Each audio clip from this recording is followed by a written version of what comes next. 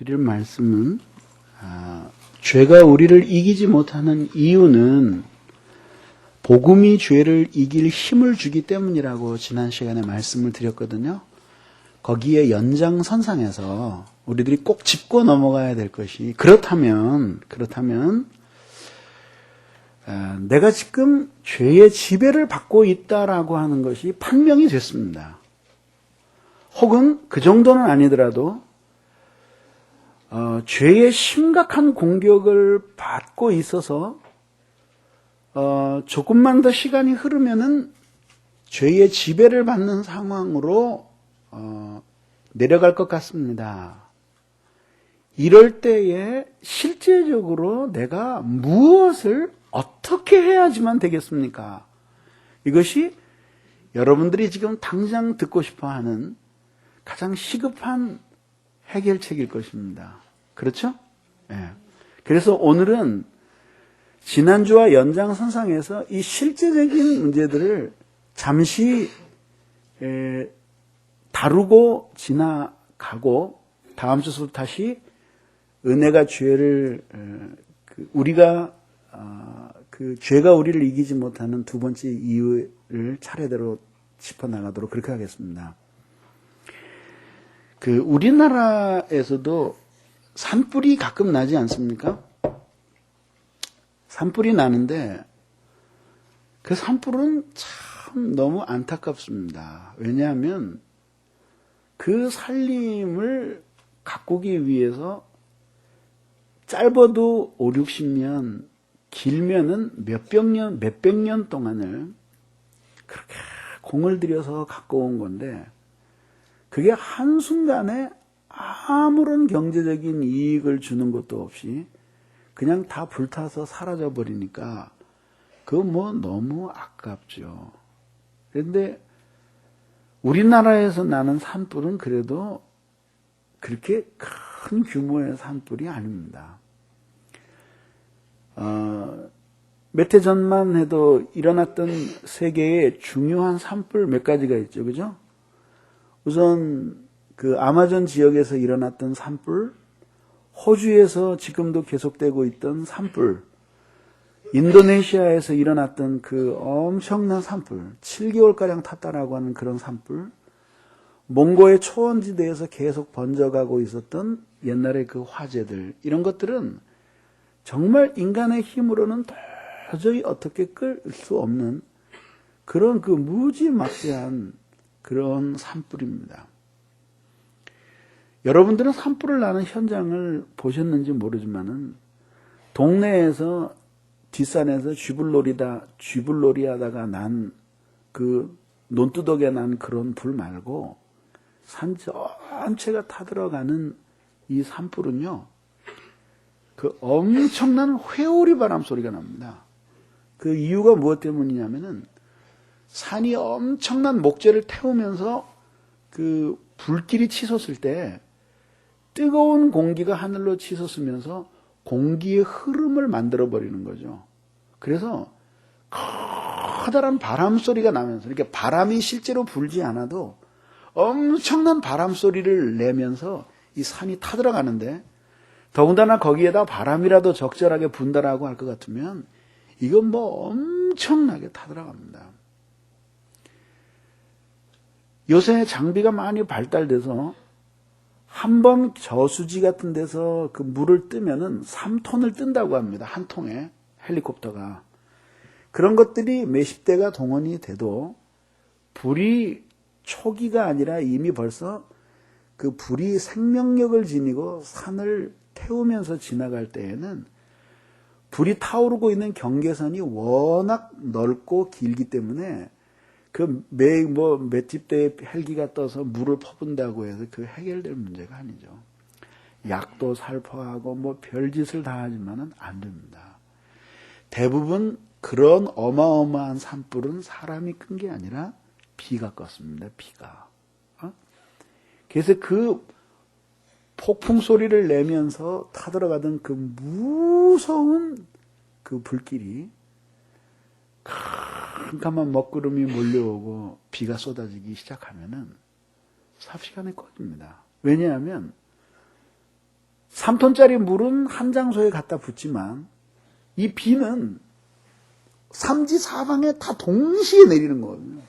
그러니까 불길이 확 잡히는 거죠. 우리의 신앙생활에서도 마찬가지거든요. 어떤 때는 죄에 너무 지배를 받고 져서 그리고 자기 안에는 도저히 이 죄를 항거할 수 있는 그런 능력이 없다. 그래서 그리스도인들이 엄청나게 좌절을 합니다. 그래서 가끔 저한테 개인적으로 편지 오는 지체들도 보면은 전 세계에서 편지가 오지만 보면은 가끔 그런 자신의 영혼의 상황을 토로하는 편지가 와요. 근데 어마어마하게 그 죄가 막 불길처럼 번져가서 자기가 어떻게 그 죄를 어떻게 저항해 보려고 애를 쓰는데, 근데 마치 엄청나게 타오르는 산불 앞에 바가지로 물을 깼는 것처럼 이게 영향력이 너무 미미한 거예요. 그런 좌절감을 느낄 때가 있는 거라죠. 근데 이럴 때 이제 엄청난 혼란에 빠지게 되는 겁니다. 이 지성은 혼란하고 감정은 기복이 심해서 엉클어지고 의지는 자기 마음대로 통제가 되지 않고 해서 이 아주 엄청난 혼란들이 생겨나는 거예요. 이때에는 한순간에 우리가 여태까지 신앙생활 해온 그런 복음의 교리, 신앙의 진리, 그 다음에 우리들이 헌신해온 기도, 하나님의 말씀에 대한 사랑, 이런 것들이 도저히 우리를 어떻게 이 죄에서 건져주지 못하는 것 같은 커다란 절망감에 휩싸일 때가 있는 거다 이거죠. 이럴 때 이제 실제적으로 어떻게 이 문제를 다뤄가서 그래서 우리 안에 은혜의 질서를 회복하고 다시 신실한 하나님의 자녀의 건강한 삶으로 회복될 수 있겠느냐 하는 거죠. 그래서 저는 오늘 이 시간에 그 지침을 아주 명쾌하게 6가지로 여러분들에게 성경에 기초해서 제시하려고 합니다. 6가지 제목을 먼저 불러드리고 그 다음에 그 말씀을 진전하도록 하겠습니다. 여러분들이 요즘과 같은 설교를 들으면서 이 메모를 안 한다고 하는 것은 둘 중에 하나예요. 여러분들의 천재성을 입증하거나 아니면 바보성을 입증하거나 둘 중에 하나예요. 기본적으로 작은 노트 하나 가지고 다 쓸 필요는 없고 제목만이라도 쓰면서 설교를 들어야지 이해가 가지 용량이 안 됩니다. 6개를 우선 먼저 진술하고 차례대로 설명을 하겠습니다. 우선 첫째는 죄의 지배의 교리를 이해하라 하는 것이죠. 두 번째는 삶의 환경을 정비하라. 그죠? 세 번째는 은혜의 교리를 이해하라 하는 것이죠. 그리고 네 번째는 이 교리들을 믿으라. 그죠? 이 진리들을 믿으라. 그리고 다섯 번째는 죄를 이기게 하는 은혜가 어떻게 주어지는지 그 방법을 생각하라는 것입니다. 하나님이 죄를 이기게 하시는 은혜를 어떻게 공급해 주시는지 생각하라는 것이고, 마지막 6번째, 그리스도를 깊이 생각하라. 그러면 여러분들이 지금 타오르는 산불과 같은 죄의 세력을 여러분 안에서 느낀다고 할지라도 여러분들은 반드시 그 죄에서 벗어날 수 있고 또 이길 수 있습니다.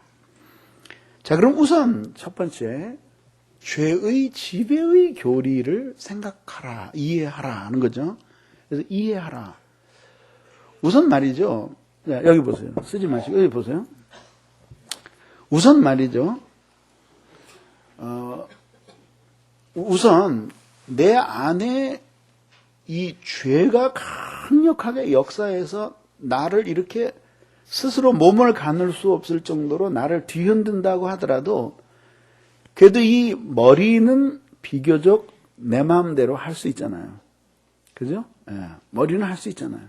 그러니까 우선 자기가 가지고 있는 이 사고를 정돈하는 일들이 이 죄를 이기고 극복하는 중요한 비결이라는 거죠.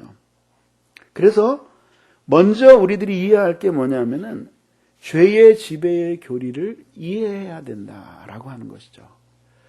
근데 실제로 죄의 지배를 받게 되면은 생각에 혼란이 오게 됩니다. 그리고 감정의 기복도 질서가 무너지고 그리고 의지도 통제가 안 되는 이게 망가진 상태가 되어버립니다. 이 기존의 은혜의 질서들이 깨트려지면서 그러면서 이게 엉클어져 버리니까 자기도 도대체 자기가 어떻게 해야 될지를 모르는 혼돈 속에 빠지게 되거든요. 그때에 잠시 정돈된 생각을 가질 필요가 있는데 그 첫 번째 이해해야 되는 교리가 뭐냐면 죄의 지배의 교리를 이해해야 된다는 것이에요. 그러니까 그러면 여러분 이렇게 돼요. 그럼 그런 죄의 지배의 교리를 모르는 사람은 그럼 어떡합니까? 죄를 이길 수가 없죠. 거의 불가능합니다. 거의 불가능합니다.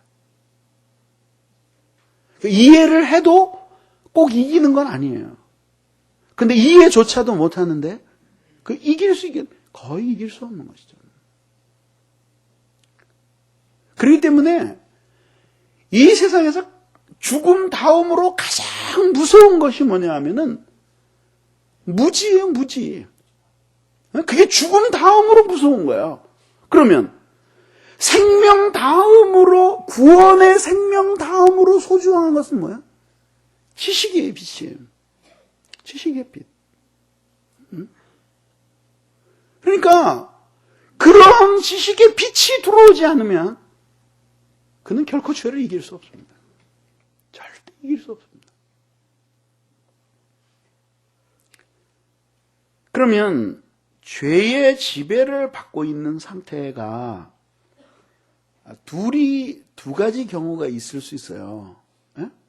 근데 첫 번째 경우는 뭐냐면 자기가 죄의 지배를 받고 있다는 것을 거의 의식하지 못하면서 실제로는 죄의 지배를 받고 있는 상태가 있고, 두 번째는 자기가 죄의 지배를 받고 있다는 사실을 정직하게 고백하지 않을 수 없게끔 죄의 지배를 받는 상태가 있어요.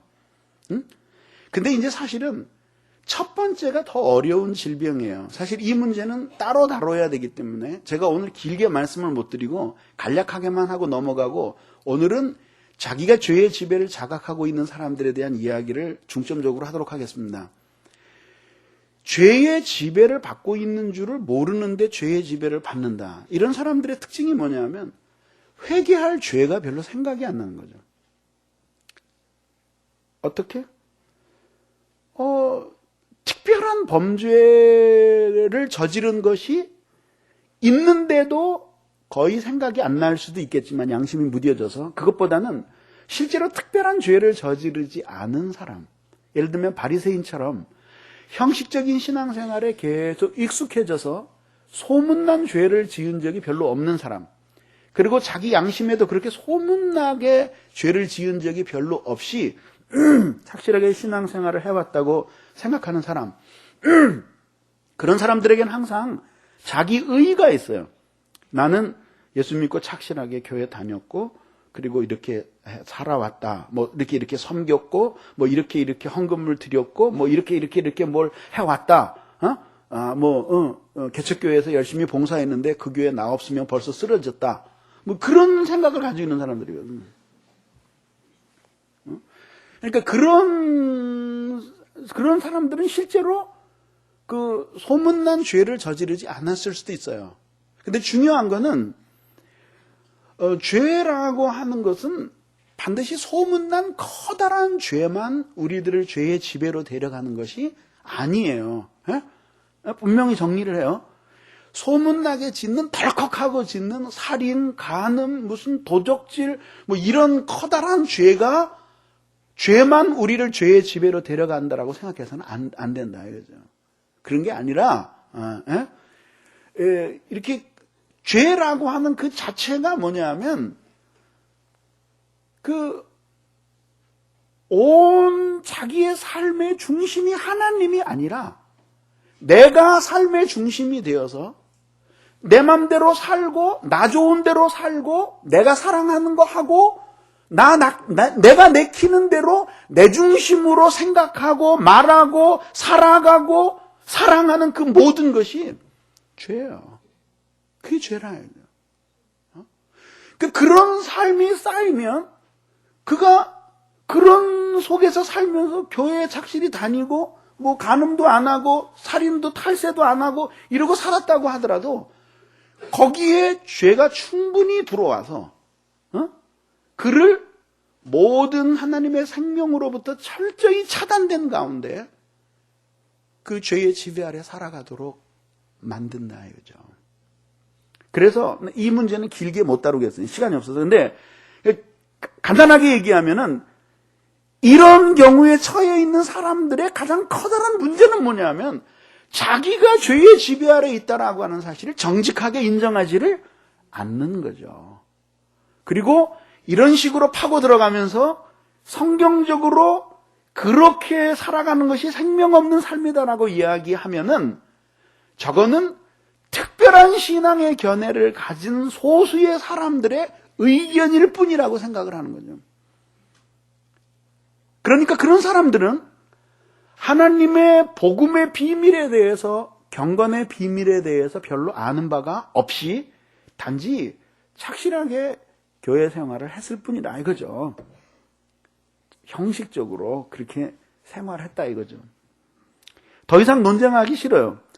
그런 분들에게 제가 하나 이야기하고 싶은 중요한 충고가 있습니다. 이것을 가슴에 새기면 도움이 될 겁니다.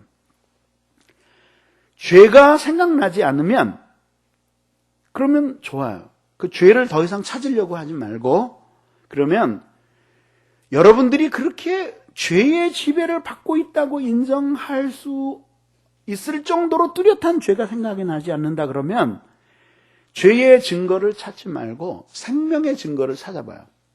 무슨 얘기냐면 그렇게 죄가 생각이 나지 않는다면 좋다 얘기죠. 죄가 없다고 치고 그러면 성경으로 돌아가서 죄가 없고 청결하게 산 사람들에 대해서 성경이 뭐라고 말하는가? 성경이 의로운 사람, 청결하게 하나님 앞에 그 심령을 간직하고 산 사람들에게 하나님이 어떻게 그들과 관계를 맺으셨는가를 정직하게 살펴보라 이거죠. 그러면 의로운 사람들과는 하나님이 동행해 주셨고 산상수훈에 의하면은 마음이 청결한 자는 하나님을 배울 것이라고 했다 이거죠. 그러면 자기가 죄가 생각나지 않는다면 그러면 둘 중에 하나일 거 아니에요. 자기가 생각하지 못하는 죄가 많이 들어와서 자기를 죄의 지배 아래로 데려갔든지 아니면 그런 청결한 사람들이 경험하는 하나님과의 하나님을 배없는 신령한 교통이나 고난 속에서 죄 없이 순결하게 의롭게 살아갔던 사람들과 동행하시던 하나님의 생생한 동행의 간증들이 자기의 영적 삶 속에 있을 거 아니에요. 그렇죠? 그걸 입증하면 돼. 그러나 첫 번째 경우에 해당되는 사람들 중에서 이것을 입증할 수 있는 사람은 단 한 사람도 없다 이거죠. 그래서 난 이런 사람들이 정말 불행한 사람들이라고 생각합니다. 일생을 그렇게 살다가 교회에서 장례식을 하고 저 세상으로 가는데 정말 그들의 인생은 이 세상에서 토마스 왓슨이라고 하는 청교도의 표현에 의하면 잘 길들여진 짐승과 같은 삶을 살다가 가는 거지. 생명도 없고 특별한 죄를 지은 것 같지 않지만은 그러나 죄가 가득 차서 하나님의 영적 광명과 그리고 신령한 생명의 기쁨을 느끼지 못한 채 그렇게 살아가는 거죠. 그러니까 이런 사람들에게는 자기 깨어짐의 은혜 같은 거 없죠. 찾아볼 수가 없는 것입니다. 그 사람들은 제쳐놓고 두 번째 사람들이 있는데 그 사람들은 뭐냐면 자신이 죄의 지배 아래 있다라고 하는 것을 아는 경우라 이거죠. 혹은 죄의 심각한 공격을 받고 있고 내가 결코 어떻게 내가 내 편에 선다고 할지라도 은혜의 지배 아래 있다라고는 말할 수 없다. 이것을 자각하고 있는 사람들이죠. 근데 이런 경우에는 말이죠. 범죄가 크면 자책감도 커집니다. 그래서 이런 경우에는 범죄함으로 말미암는 자책감과 그리고 죄의 특별한 지배력을 느끼게 됩니다. 그래서 이 죄의 지배력을 강하게 느끼면서도 그 속에서 이 은혜의 질서가 무너지면서 안식이 없고 그렇기 때문에 계속해서 자신이 그 죄의 지배로부터 벗어나기를 갈망을 하는데 그런데 적절한 은혜의 원리로 돌아오지를 않으니까 이제 유혹은 점점 강해지고 그 죄에 대한 저항력은 점점 약해져서 몸부림치는 혼란의 상황이 계속되는 것입니다. 경우에 따라서는 그 상황이 아주 심각해져서 그래서 어떻게 되냐 하면은 유혹이 강해지고 그러면은 그 죄에 굴복하니까 그 유혹을 저항할 수 있는 저항력이 약화되죠. 그러니까 그 다음에는 똑같은 유혹이 다가와도 그 유혹이 점점 더 유혹이 강해지고 있다라고 느껴지는 거죠. 그렇죠? 이해하시죠? 네, 저항력이 점점 떨어지니까 점점 강하다고 느껴지는 거죠. 무섭게 다가오는 거죠. 그래서 저항력이 떨어진 사람들에게는 이 감기가 무서운 질병입니다. 제가 청년 목회할 때 형제 하나가 있었는데 그 형제 무슨 병인지 모르는데 감기만 걸리면 무균실로 들어가야 된답니다. 무균실로? 무슨 혈액에 무슨 문제가 있었다 그래요. 근데 그때 벌써 그게 한 15년 넘는 이야기인데 하루에 30만 원이랍니다. 무균실로 들어갔는데 거기 균이 없는 방에 거기서 그러니까 뭐냐면 그 죽는다 이게 치명적이라 이게. 속에 저항력이 사라졌으니까 감기만 걸려도 죽는다. 그렇게 저항력이 떨어지면은 유혹이 강하게 느껴지는 거죠. 그래서 그 죄에 수시로 굴복을 하는 거죠. 그럼 그 수시로 굴복하면서 자신의 은혜의 질서가 계속 파괴되니까 이제 혼돈이 생기면서 너무 괴롭죠. 자책감까지 일어나죠. 그 자책감이 일어나고 그렇게 괴로운 상황에서 그가 위로를 받을 수 있는 길은 둘 중에 하나거든요. 하나님과의 평화가 그를 위로하든지. 근데 사실은 그건 현실적으로 지금 그렇게 가능하지가 않잖아요. 죄가 우세하게 역사하고 있는 상황이니까. 그렇게 되면은 그 다음으로 진통제처럼 그 사람에게 위로를 줄 수 있는 것이 있는데 뭐냐면 죄의 낙이에요. 죄의 낙. 그러니까 한편으로는 그 죄 때문에 괴로워하면서 자책감을 느끼면서 그것 때문에 자기가 죄의 지배를 받고 있는다고 생각하기 때문에 그것을 괴로워하면서도 또 한편으로는 그 괴로움을 이기지 못해서 그 다음에 다시 죄를 범하면서 잠시 그 죄에서 죄를 짓는 데서 오는 달콤한 즐거움으로 그 영혼의 범민들을 잊어보는 거죠. 그래서 알코올 중독증을 치료하다가 너무 괴로우니까 술을 마시는 것 같은 그런 상황이 되는 거죠. 네? 그런 상황이 계속 되는 거예요. 근데 거기에 어떠한 진전이 있는가? 그게 알아야 돼요. 그래서 결국은 한편으로는 죄의 세력이 그를 죄 아래로 사로잡아가고 또 한편으로는 그렇게 죄의 수시로 지면서 죄에 길들여져서 자기가 자원하는 마음으로 그 죄를 쫓아가는 거죠. 그러니까 이상한 모순이 생기는 거죠. 한편으로는 죄를 막 그 죄에 인해서 괴로워하면서도 또 한쪽으로는 그 죄를 계속 마시면서 또 먹고 나서 힘을 얻고 또 괴로워하고, 또 괴로워하다가 너무 지치면 가서 또 죄를 마시고, 이러는 그 형언할 수 없는 이상한 상황이 되풀이되는 거예요. 누가 이런 상황에서 그를 구출해낼 수 있겠느냐, 이죠. 안 됩니다. 불가능합니다. 이럴 때 죄의 지배의 교리를 정확하게 이해할 필요가 있다는 거죠. 그 죄의 지배의 교리의 요지가 뭐냐면, 신자는 생명과 성령의 법으로 하나님이 죄와 사망의 법에서 그들을 해방시켜준 사람들이라는 것입니다. 그러니까 이 인신매매범이나 이런 사람들이 사람을 데려다가 거의 그 노예로 만드는 방법이 뭐냐면은 아주 비참하도록 그를 망가뜨려서 희망을 사라지게 만드는 거라. 모든 희망을 못 갖게 하는 거. 그렇게 할 때 아주 길들여진 이제 노예처럼 되는 거죠. 죄가 우리를 그렇게 다루려고 하는 거죠. 그러니까 그릇된 방법으로 그 죄의 지배에서 벗어나려고 몸부림치면은 몸부림칠수록 실제로 그 죄의 지배를 벗어나게 하는데 도움이 되는 것이 아니라 더 죄의 지배가 어마어마한 세력으로 느껴지고, 그리고 자신은 그 죄 앞에서 너무나 하찮은 존재라고 하는, 여기 보세요.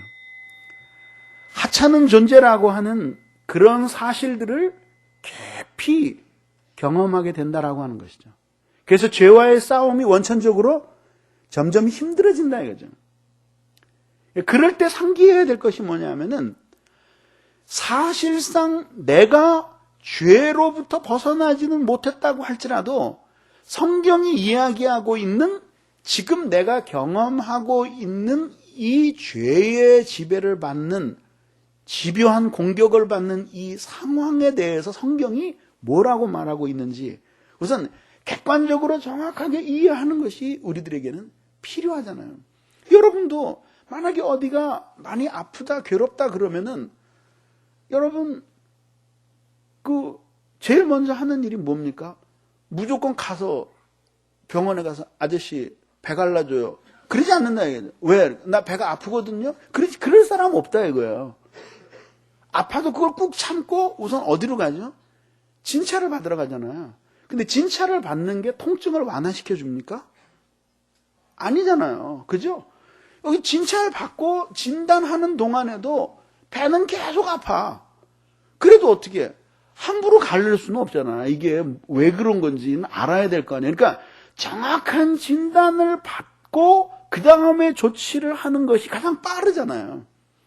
그러니까 그런 마음을 우리의 영혼에 대해서 가져야 된다 이거죠. 그 죄의 지배를 받고 아프고 괴롭다고 막 미친 듯이 막 이렇게 날뛰고 저렇게 뭐 그냥 뭐 갑자기 뭐 철야 기도로 돌격을 하고, 그러다가 뜻대로 한다면 갑자기 술집으로 돌격을 하고, 그러다 괴로우면 친구 찾아서 돌진을 하고, 그러다 안 되면 뭐 또 와가지고 뭐 펑펑 울고, 이렇게 미친 사람처럼 날뛰듯이 돌아다녀가지고는 안 된다 얘기죠. 아프면 그런 사람들 있잖아요. 아프면은 차근차근 해야지. 뭐 갑자기 뭐 가서 뭐 병원에 간다 그래도 또 갑자기 또 다 때려치고 신앙으로 해결하겠다고. 그러니까 그 기도원에 보따리 쓰고 하는가 안 믿는 사람들은 또 어떻게? 또 갑자기 무슨 뭐 구술한다고 또 난리를 치고 말이야. 이렇게 하면 결국은 사람 죽는다 이거죠. 그래서 제일 먼저 이 하는 거야. 그래서 어떤 사람이 자기 몸이 너무 아픈데 이렇게 의사와 약을 의존하는 것은 불신앙이라고 생각돼서 자기는 기도하겠다고. 그러니까 그 의사가 참 현명해요. 기도하셔도요, 어디가 아픈지나 알고 정확하게 기도하시면 하나님도 좀 편하시지 않겠어요? 진찰은 받고 가시라고. 그래서 엑스레이 가지고 가서 여기가 문제인데 여기 고쳐달라고 그러면 기도도 얼마나 간편하겠냐고. 그러니까 다 고쳐주고 다 찍어주고 그 다음에 수술하시겠습니까? 기도원에 가시겠습니까? 그러니까 한풀 껐겠어요. 그러니까 의사가 너무 현명해요. 왜냐하면은 우리 둘이 같이 3일 동안 간절히 기도합시다. 하나님이 수술하라 그러시는지 기도원 가라 그러시는지, 그리고 우리 둘이 만나서 응답을 비교를 해보고 그리고 일치하면 그럼 합시다. 근데 그렇게 기도 진실하게 하면 그래도 기도원 가는 사람도 있지만 그러나 기도하면서 수술 받는 사람이 더 많다. 근데 뭐든지 필요한 거는 뭐냐면 정확한 진단이에요. 그래서 나는 이렇게까지 말하고 싶어. 그래, 여러분들이 싫어서 죽을 때까지 죄가 좋아서 죽을 때까지 죄의 지배 아래서 그 삭스를 받아 먹으면서 그렇게 썩음썩음하게 살다가 죽겠다고 결심을 해도 할 수 없으니까 궁금하진 않아요. 그래도 내가 왜 이럴까 궁금하진 않냐고. 그래도 한 번은 좀 알아봐야 되지 않겠니? 그러니까 엑스레이를 가지고 찍어서 정확하게 내가 왜 교회를 다니고 신앙생활을 하는데도 이 쥐뿔도 내 인생이 변화되는 게 없고, 그리고 왜 이렇게 계속해서 내 영혼에는 참된 평화가 없을까? 도대체 이것이 답이라면, 그럼 내가 정말 이 하나님을 믿을 만한가? 내가 정말 이게 그 정도 모시고 달려와가지고 이렇게 예배를 드릴 만한가? 이게 효험이 있는가? 아니, 한 번쯤은 물어보는 것이 인생을 절약하는 방법 아니냐. 계속해서 교회 다니고 헌금도 하고 헌신도 하고 계속 그래야 될 텐데 몇 년이나 더 살지 누가 장담을 하겠냐. 그 정확하게 진단을 해보라. 그게 필요하다 이거죠. 근데 그 정확한 진단에 의하면 이런 걸 해야 돼요. 지금 신자가 아무리 죄의 심각한 공격을 받고 지배의 상태에 있다고 하더라도 이것은 말하자면은 이 그 폭동적 사건이지 정상적 질서는 아니다라는 거죠. 가끔 여러분들이 이런 적 있죠. 이럴 수는 없어. 그렇게 말하지 않을 수 없게 하는 그 무엇인가가 그런 사건이 있을 때가 있잖아요. 예? 그러니까 그런 것들은 뭐냐 하면은 정상적으로 일어나도록 되어 있는 그 원칙을 벗어난 사건이라 이거죠. 그러니까 그거는 바로잡을 수가 있는 거죠. 예? 그래요. 아니 이 나라가 말이지 군대가 몇십만 명이고 경찰이 수만 명이고 말이지 이 나라가 보통 나라가 아닌데 그래도 화염병 들고 광화문 나가가지고 뛰두르고 막 데모해서 한 40분만 난리치면 거기 주인이 데모하는 사람들이 주인 된 것 같은 그런 빠지잖아요. 경찰도 다 도망가고 말이지. 그렇게 그런 상황이 되잖아요. 근데 그게 정상적인 거냐 이게. 폭동이 일어나서 폭도들이 잠시 나라를 어느 한 골목을 지배했다고 하더라도 그 정상적인 상황이 아니잖아요. 그게 영원히 거기서 그 데모하는 사람들이 거기서 나라를 만들고 이제 광화민국이 생겼다. 그렇게 생각하지는 않을 거예요. 이제.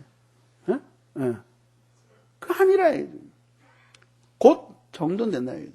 신자가 아무리 죄의 세력을 불길처럼 느낀다고 할지라도 그것은 잠시 일어난 폭동일 뿐이고 은혜의 원리로 돌아가기만 하면 반드시 하나님께서 다시 그 질서를 회복시켜 주신다라고 하는 정돈된 생각을 가져야 된다. 그래서 부인할 수 있어야 돼요. 죄가 막 불들 일어나고 자기가 죄에 휘둘려 산다고 할지라도 항상 마음속으로 그 성경을 배우는 거예요. 그리스도 예수 안에 있는 자들에게는 결코 정죄함이 없나니 이는 생명과 성령의 법이 죄와 사망의 법에서 너희를 해방하였습니다. 응? 그리고 불길처럼 일어나는 죄가 네가 그렇게 불길처럼 일어나지만 그러나 나를 다스릴 수 있는 것은 죄 네가 아니다. 너는 결코 나를 주관할 수 없으리니 왜냐하면 나는 거듭나고 하나님의 은혜의 지배 안에 있는 하나님의 자녀다. 내가 지금은 비록 하나님을 멀리 떠나서 막 살아왔지만 그래서 죄가 이렇게 기승을 부리지만 내가 다시 은혜의 원리로 돌아가면 내 영혼에 불길처럼 일어난 이 죄의 세력의 불길을 끌 수 있도록 하나님의 은혜의 피를 내려주실 것이고 그러면 그 죄가 나를 이길 수 없을 것이라고 하는 정돈된 생각을 먼저 가져야 된다. 두 번째는 뭐냐면 그러고 나면은 그 다음에 마음속에서 어느 정도 이 죄와 뭐 담대하게 싸우겠다 뭐 그런 것까지는 안 된다고 할지라도 일단 이 죄를 좀 피하고 싶다.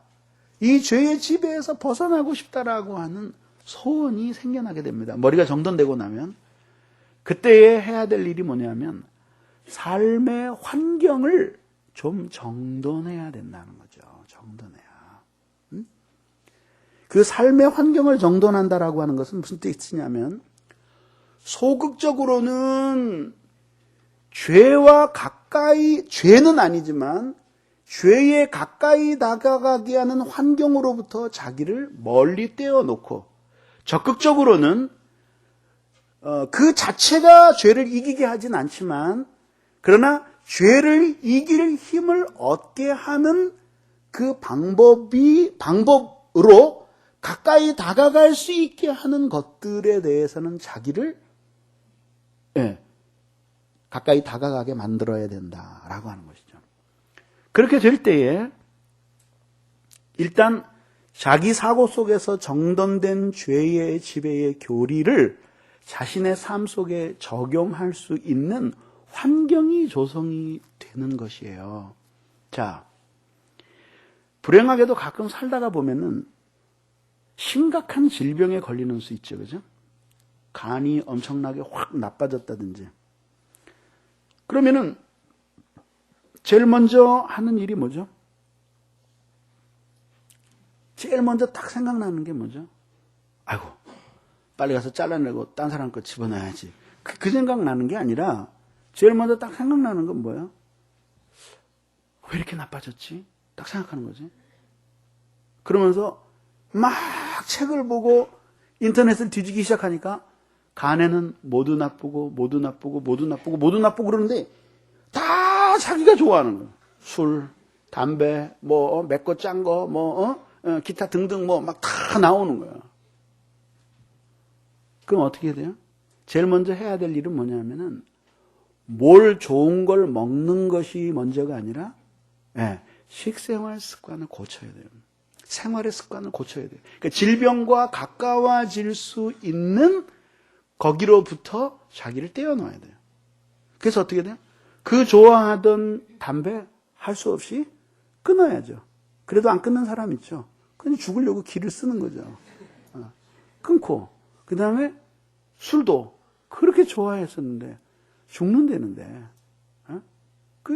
난 그래서 있잖아요. 그 술에다가 그 해골 표시를 하나씩 이렇게 붙여놨으면 좋겠어요. 그러면 아마 사람들이 잘 안 마실 텐데 말이죠. 그러니까 술을 딱 보는 순간에 옛날에는 이 술을 먹는 즐거움을 생각했는데 이게 간에 들어가서 간을 죽이는 그 생각을 하는 거예요. 이렇게 해골 표시가 딱 생각이 나는 거예요. 그러니까 안 먹는 거죠. 그죠? 예. 그리고 간에 나쁘다는 거, 기름진 음식, 등등 하여튼 뭔지 찾아가지고 자기가 좋아하던 건데도 할 수 없이 끊고, 근데 왜? 살아야 되니까. 그런데도 먹고 싶다. 그럼 먹고 죽는 거지. 그 복잡하게 생각을 해요. 가끔 그런 바보 같은 사람이 있거든요. 아니, 얼마나 살겠다고 말이지. 내 아는 직장 다니는 사람도 그래. 담배 끊으라고 그렇게 얘기하는데, 당신 안 좋다 하는데. 그게 얼마나 살겠다고 말이지. 하고 싶은가. 폐암으로 죽었어요. 그렇게 바보 같아. 그거 위험하다는데. 당연히 그렇게 하면 안 된다는데. 그거 왜 그러냐. 그렇게 뜻을 세운 사람들은 그 막을 수 없어요. 그러니까 우선 제일 먼저 하는 일이 몸에 해로운 것들을 끊잖아요. 그 환경으로부터 하는잖아요. 근데 내가 말하고 싶은 거 이거야. 아니, 술 한 잔 안 먹는다고 갑자기 살아나냐 이거야. 그거 아니잖아요. 담배 한 대 안 핀다고 죽었던, 뭐, 간이 다 썩어져갖고 이제는, 죽을 정황이 되는데, 담배 한 대 딱 끊으니까 막, 뿅 하고 간이 뭐 다시 무슨 뭐 새살이 돋냐고. 아니잖아. 그래도 어떻게? 그거를 멀리 해야지만, 그것이, 그렇게 해야지만 간이 이렇게 회생의 원리를 따라서 간이 회복하도록 도와주잖아. 하도 답답해서 이렇게 예를 드는 거예요. 근데 상당히 많은 사람이 아까 그렇다니까. 기껏 가르쳐 주니까 뭐라 하냐면, 아이씨, 얼마나 살겠다고. 먹고 싶은 거 먹고, 태우고 싶은 거 태우고, 그러다가 죽는 거지. 인생이 뭐. 그런데, 그렇게 하고 나서 죽어. 그때 죽을 때, 아이고, 원 없이 간 나빠도 담배 피고 술 먹고 죽으니까 참 좋다. 그리고 유언 남기고 죽는 사람 없어. 죽을 땐 항상 뭐 억울하다 그러고 말이지. 너희들은 나처럼 되지 말라 그러지.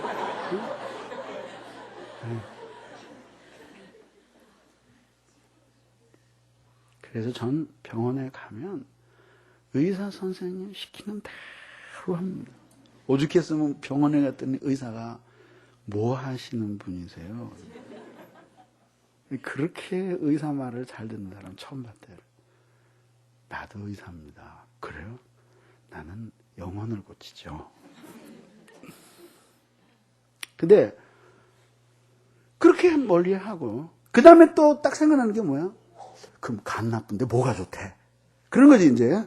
그렇고 뭐 발효 음식이 좋대, 뭐가 좋대. 그리고 이제 또 그것도 다 찾는 거야. 그리고 이제 또 그거를 죽어도 먹기 싫은데도 그걸 어떻게 해? 먹는 거죠. 그럼 내가 말하고 싶어. 그래, 무슨 신선한 야채가 간에 좋다. 그 야채 이파리 하나 먹으면 간이 무슨 뭐 그 다음 날 아침에 펄펄 뛰냐고. 그 아니지만 어떻게 돼? 그게 생명의 원리를 도움을 주니까 그게 가는 거 아니야. 똑같아요. 그게 제일 먼저 해야 될 것이 뭐냐면은 환경을 정비해야 돼요. 그래서 생각해서 자기로 하여금 이게 은혜 생활을 하지 못하도록 이렇게 죄에 가까이 다가가도록 만드는 그 환경들로부터 자기를 치워버려야 돼요. 그래서 인터넷 보면은 걱정이 참 많이 되거든요. 특히 젊은이들 말이죠. 그거 안 쓸 수는 없고, 보면은 말이죠. 그 뭐 별 이상한 메일들이 다 들어오거든요. 근데 그거를 우리 교회에서도 걸러내기 위해서 애를 많이 쓰는데, 근데 그게 교묘하게 들어오기 때문에 그게 걸러내지가 참 많아요. 그런 거, 음란 메일 같은 거 들어왔다. 그래서 젊은이들이 호기심에 한번 이렇게 열어봤다. 그게 죄겠느냐고. 또 죄 된다 그러면 얼마나 큰 죄겠느냐고. 근데 무슨 문제예요? 그게 그 자체는 죄가 크지 않을지 모르지만은 그것들이 계속 반복될 때에 그것이 우리로 하여금 은혜로부터 멀어지게 하는 원리가 되고 죄가 잘 성장할 수 있는 여건들을 우리 마음속에 제공해 주는 거예요. 그래서 젊은이들 중에서도 도저히 그 유혹을 이기지 못하겠다 그러면 인터넷 자체를 파서 없애버려. 한 1년이고 얼마고 말이야. 없애버려. 이메일 없어도 옛날에 살았는데 뭐. 나 경건하게 살기 위해서 인터넷 껐다. 그러니까 할 얘기 있으면은 편지로 보내란 말이지. 그리고 살면 되잖아. 그렇게 해서 무슨 생명이 끊어져요? 뭐가 끊어져요? 아니, 하나님께로부터 오는 그 교통보다도 더 소중한 게 뭐가 있느냐. 물론 인터넷 업자들이 들으면 실망하겠지만. 그러대. 그런 모든 것들을 끊어내요. 불경건한 친구들과의 교제, 이런 것들을 끊어내야죠. 자기가 직장에서 있는데 맨 술상무같이 말이지. 그래서 사람들 대접하고 술 대접하고 막 이렇게 부딪히면서 살지 않을 수가 없다. 뭐로 그걸 잠시야 어쩔 수 없으면 그렇게 해야 될지 모르겠지만 그런 구조 속에서 계속 있을 수밖에 없다 그러면 그렇게 일평생 살아서 하나님 앞에 무슨 영광을 돌리겠어요. 가가지고 뭐 두드려 부수고 개혁을 하든지 아니면은 죄인들에게 물려주고 나와서 경건하게 살든지. 그렇지 않아요. 정직하게 생각해 보라야죠. 그리고 만약에 여러분들에게 밤늦게까지 별로 특별한 할 일도 없으면서 밤늦게까지 잠 안 온다고 텔레비나 보든가 아니면 비디오나 보든가 인터넷에 매달려서 쓰잘데없는 그 자료들이나 뒤지든가 하면서 시간을 보내는 것 때문에 여러분들이 만약에 아침에 일어나서 기도하는 시간에 방해를 받는다 그러면 그런 것들을 구조적으로 조정을 해야 된다 이거죠. 그것이 진짜 하나님께로 돌아가고 싶어하는 마음이 있는 사람인지 아닌지 보여준다 이거죠. 차라리 그렇게 잠이 안 오고 말이지 그러면 10시쯤 돼서 수면제 먹고 자요. 요즘 수면제 너무 잘 나와서 부작용도 거의 없대. 그까짓 거 몇 번 먹는 건. 미국에 가면 사람들 3년씩 5년씩 그렇게 복용을 해도 아무 문제 없어요. 그런 좋은 약 사서 이제 먹고 그리고 5시 반쯤 일어나서 세수하고 머리 감고 그리고 새벽기도 나오면 되잖아요. 그렇게 해서라도 어떻게 자기 자신을 죄와 가까워질 수 있는 여러 가지 요인에서 자기를 떼어놔야 된다. 결단을 해야지. 그리고 은혜 받을 수 있는 환경으로 자기를 가까이 데려가야 돼요. 그래서 교회 잘 나오고 그리고 성경 공부를 하든지 뭘 하든지 그렇게 은혜에 가까이 다가갈 수 있는 대로 자기가 의지적으로 가까이 다가가도록 환경 자체를 정비해야 된단 말이죠. 김유신이 그랬습니까? 김유신으로 기억을 하는데 어느 날 젊은 날의 방탕한 삶을 깊이 후회하고 개심을 했죠. 그래서 이제 바르게 살아야지 하는데 어느 날 말을 탁 올라타니까 말이 출발을 하더래요. 그래서 이 생각 저 생각하고 한참 가다 보니까 이게 술집으로 가더라는 거죠. 그렇지. 자기는 변화받았는데 말도 변화를 받았겠느냐고. 그때 김유신이 어떻게 했어요? 말에서 내려서 그 사랑하던 말을 칼을 꺼내서 길가에서 단숨에 목을 쳐버렸어요. 네 놈이 나를 여기로 데려가는구나. 그러니까 그렇게 그 자기 자신을 하나님의 은혜로부터 멀어지게 하는 그런 걸 안 된다. 그래서 제가 말씀드렸잖아요. 그죠? 네. 우리 김기현 집사 한의원에 가니까 인간은 자연으로부터 멀어질수록 질병에 가깝습니다. 이 교회 앞에다도 하나 내 붙여놓자 그랬잖아요. 신자는 은혜로부터 멀어질수록 죄악에 가깝습니다. 정확한 진리예요.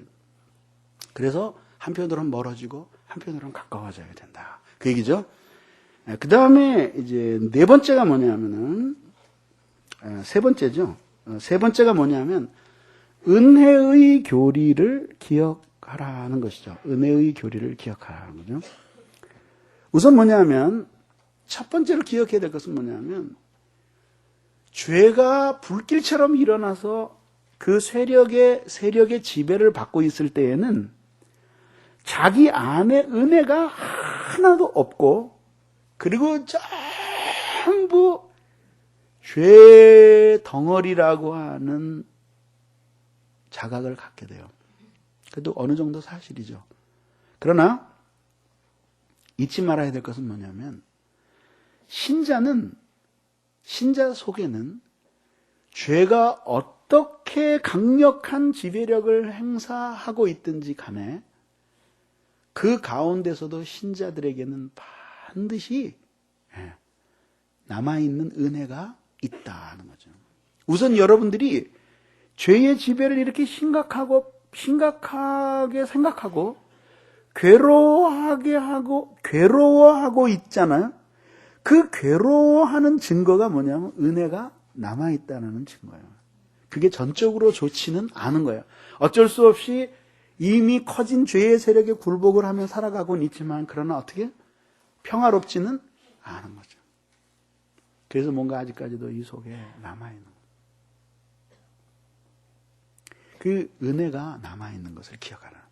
그 은혜는 죄가 아무리 기승을 부려도 그 죄가 그 은혜를 없이 할 수는 없어요. 그것을 기억해야 됩니다.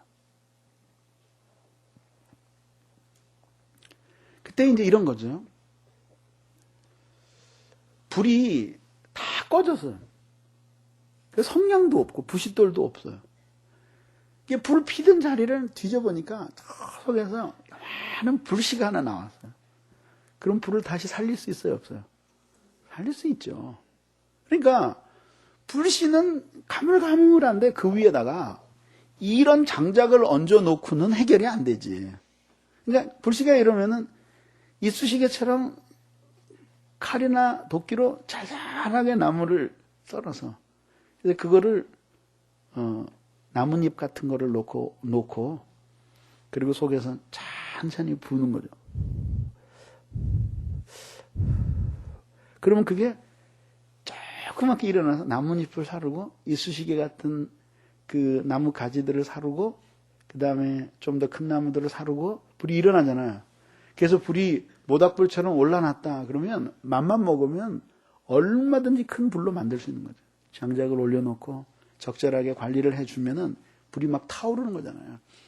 그런 의미에서의 은혜가 남아있다 이거죠. 그리고 그 은혜는 은혜의 원리로 돌아오기만 하면 그렇게 불길처럼 일어나는데 그것이 원래 거듭난 신자 속에서 일어나도록 되어 있는 합법적인 일이고 죄가 이렇게 불길처럼 일어나서 우리를 지배하고 있는 이거는 비정상적이고 임시적인 것이다. 그거를 생각하면서 은혜의 교리를 기억해야 된다라고.